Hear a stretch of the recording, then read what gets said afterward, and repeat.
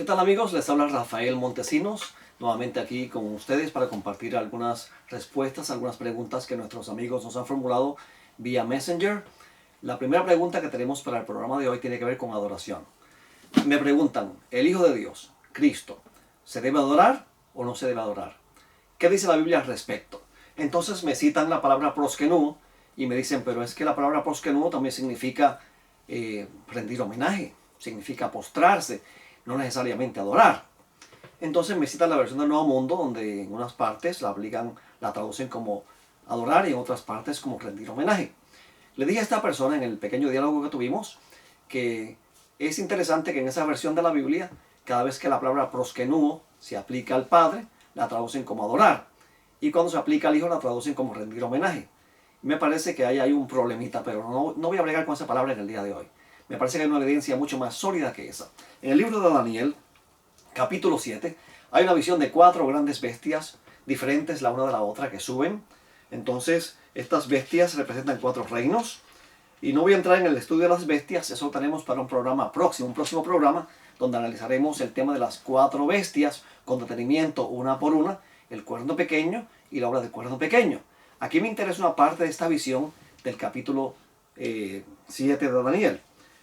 Pasa la primera bestia, que es el león, luego viene el oso, luego viene el leopardo, luego viene la bestia indescriptible, con 10 cuernos en su cabeza, y de momento un cuerno pequeño sale y arranca 3. Daniel está ahí mirando la visión, contemplando la visión, y entonces se le explica más adelante lo que significa la visión, porque él no entendía lo que estaba pasando. En el versículo 15 Daniel quedó angustiado, y dice, se me angustió por dentro el espíritu, y las visiones de mi mente seguían turbándome. Me acerqué a uno de los que estaban allí de pie y le pedí que me dijera la verdad acerca de todo esto. Daniel no entendía eso de las bestias. Eso era nuevo para él. Y me respondió dándome a conocer la interpretación de estas cosas. Ahora, me interesa la parte del versículo 7 o del versículo 9 al 14, que es la parte que vamos a tratar en el programa de hoy. Debido a la limitación de tiempo que tenemos, luego analizaremos el capítulo completo. Es más, tengo una serie que voy a compartir con ustedes analizando el libro de Daniel capítulo por capítulo. Así que esté muy pendiente a esa serie. Luego llegamos entonces al cuerno pequeño, que es el que sale de la cabeza de la bestia, de la cuarta bestia, arranca 3 cuernos. Y mientras ese cuerno está haciendo de las suyas, ocurre algo bien interesante. Versículo 9. Mientras ese cuerno surge, arranca 3, tenía ojos como ojos de hombre, una boca que hablaba con gran arrogancia. Entonces, dice en el versículo 9, seguí mirando hasta que se establecieron tronos. O sea, se pusieron tronos en un lugar donde esos tronos no estaban anteriormente. Hay una mudanza en el cielo. Y el anciano de días se sentó. Su vestidura era blanca como la nieve. Así que el acto de sentarse implica el acto de comenzar a ejercer una función, una labor, un oficio. Y el cabello de su cabeza como lana pura, su trono llamas de fuego y sus ruedas fuego abrasador. Es interesante que aquí se asocia el trono de Dios con ruedas. El trono de Dios, según este versículo, tiene ruedas, que por cierto son las ruedas que vio Ezequiel en la visión del capítulo 1.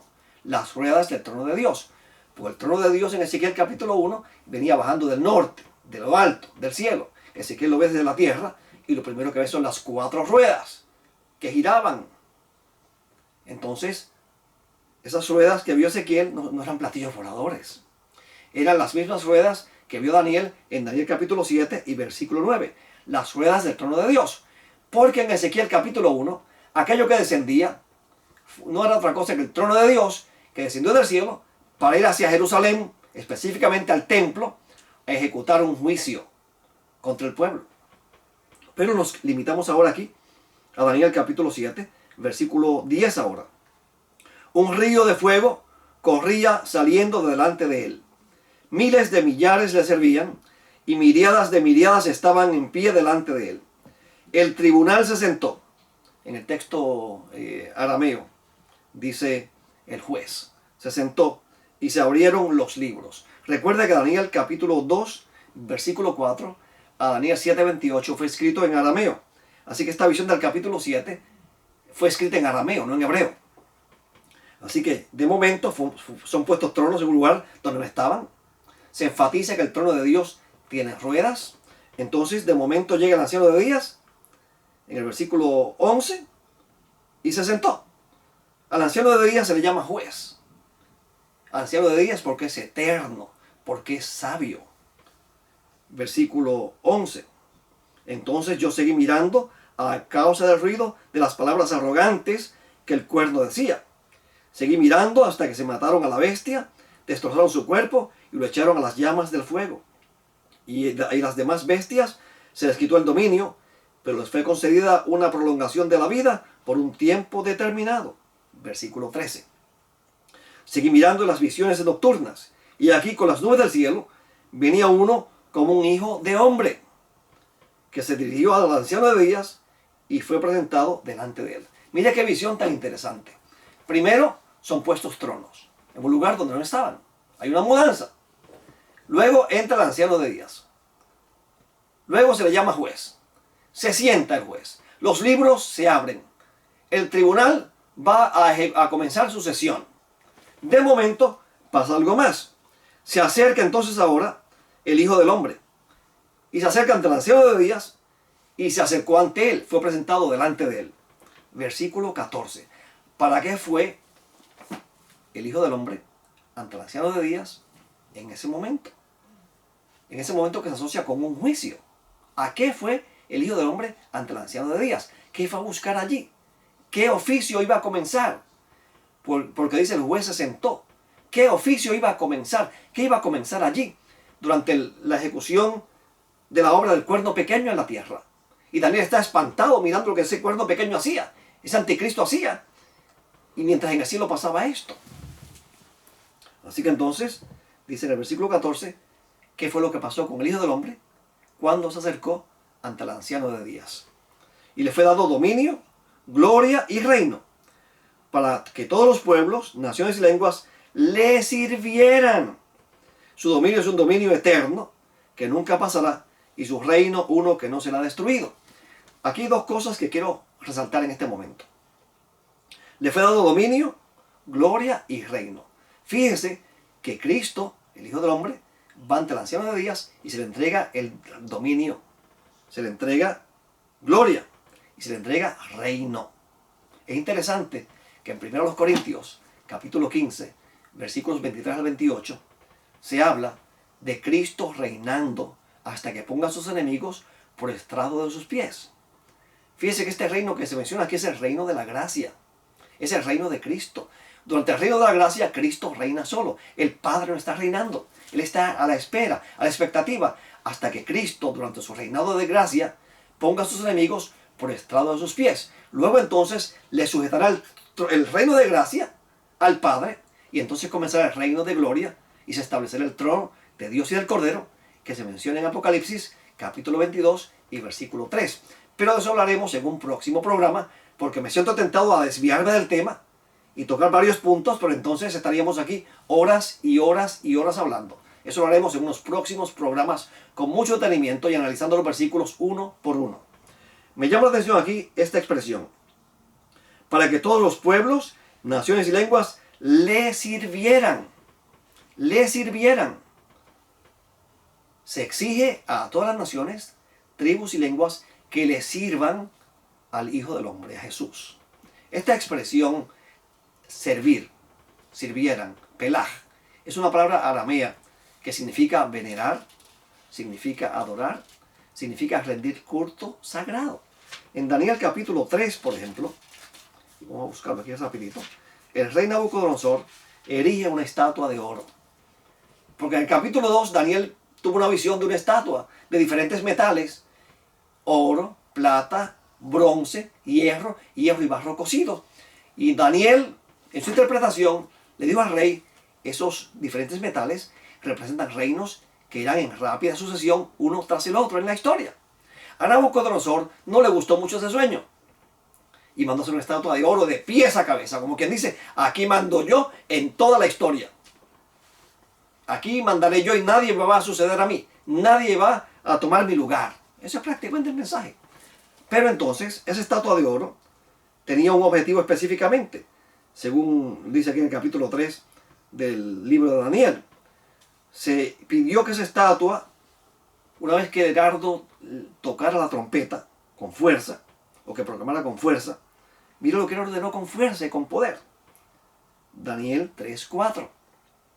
Y el heraldo proclamó con fuerza: se os ordena a vosotros, pueblos, naciones y lenguas, que en el momento en que oigáis el sonido del cuerno, la flauta, la lira, el arpa, el salterio, la gaita y toda clase de música, os postréis y adoréis la estatua de oro que el rey Nabucodonosor ha levantado.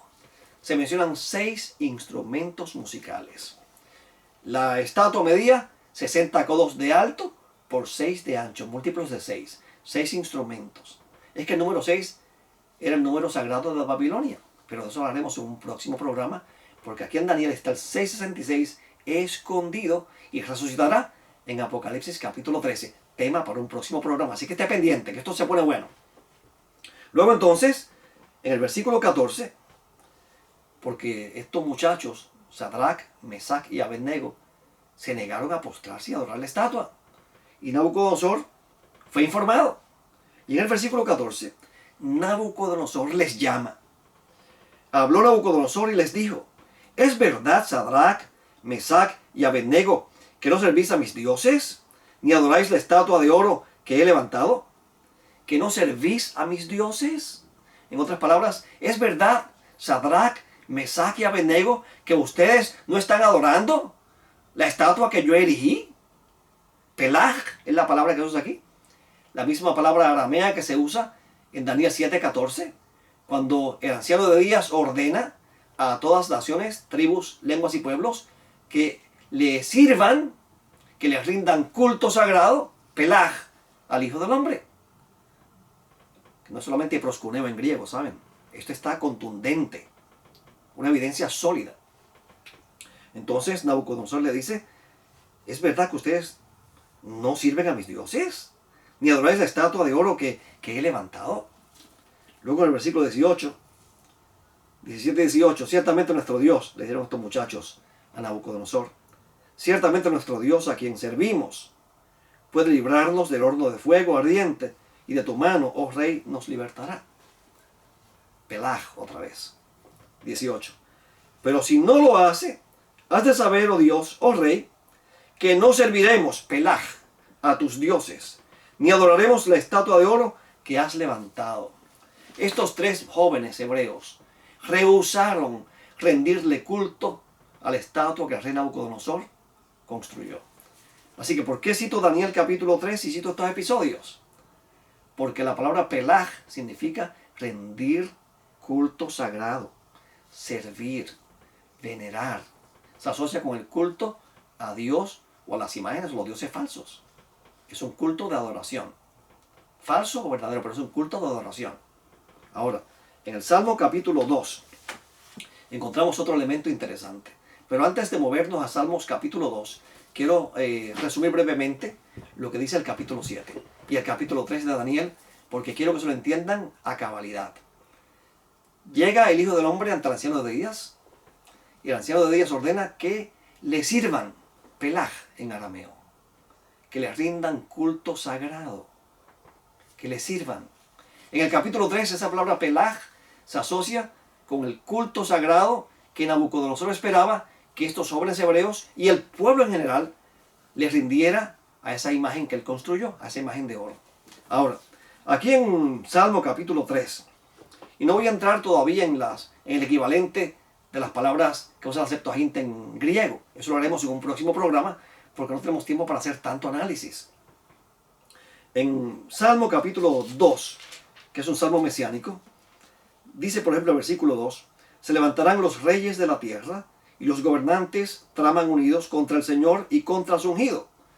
Este salmo tiene una aplicación primaria a David, pero tiene una aplicación secundaria al Mesías, porque aquí hay muchas cosas que no hay forma que se le puedan aplicar a David. Versículo 7. Ciertamente anunciaré el decreto, dice el Señor, el decreto del Señor, que me dijo: mi hijo eres tú, yo te he engendrado hoy. Dios dice aquí: ciertamente anunciaré el decreto. Mi hijo eres tú, yo te he engendrado hoy. Aquí habla del engendramiento del Mesías. Por decreto, no por creación, no por producción. Eso es engendramiento por decreto.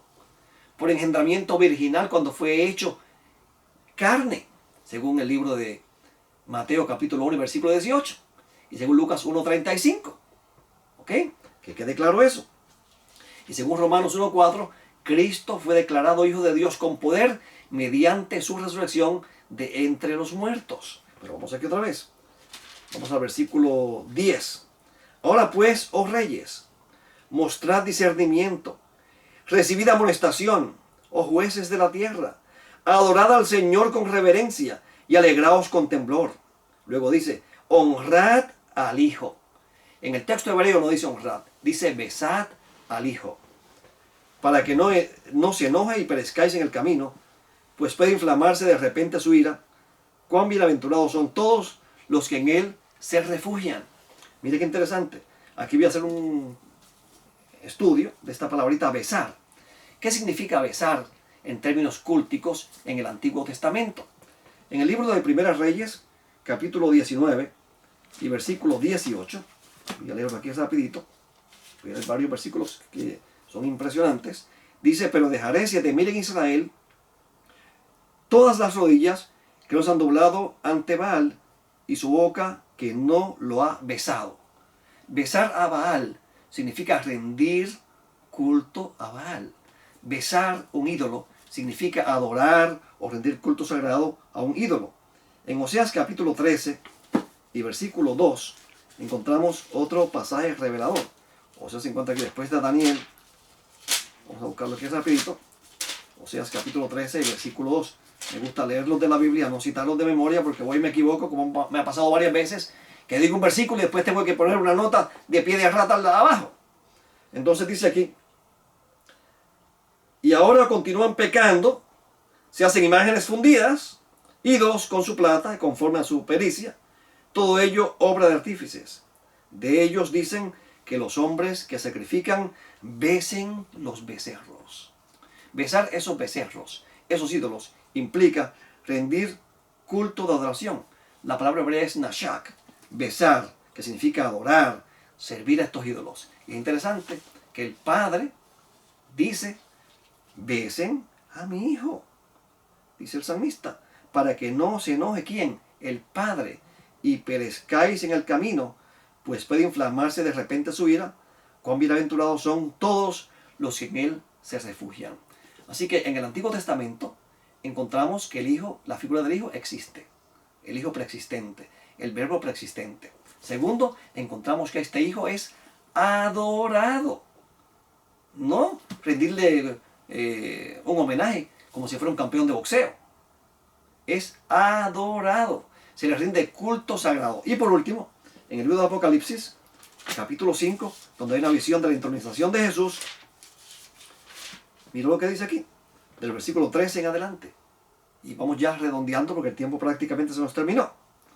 Y toda cosa creada en el cielo, sobre la tierra, debajo de la tierra y en el mar, y a todas las cosas que en ellos hay, oí decir al que está sentado en el trono y al Cordero, sea la alabanza, la honra, la gloria y el dominio por los siglos de los siglos.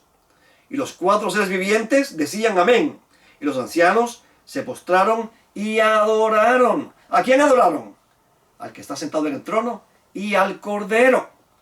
Por último, en Apocalipsis capítulo 22 y versículo 3, es un versículo importantísimo por demás. Mira cómo dice, hablando aquí ya de la tierra nueva, de la nueva Jerusalén, de los justos en el paraíso nuevo. Dice, y ya no habrá más maldición, y el trono de Dios y del Cordero estará allí, y sus siervos le servirán. Esta palabra la traía, implica rendir culto sagrado. ¿A quién? Al que está sentado en el trono y al Cordero.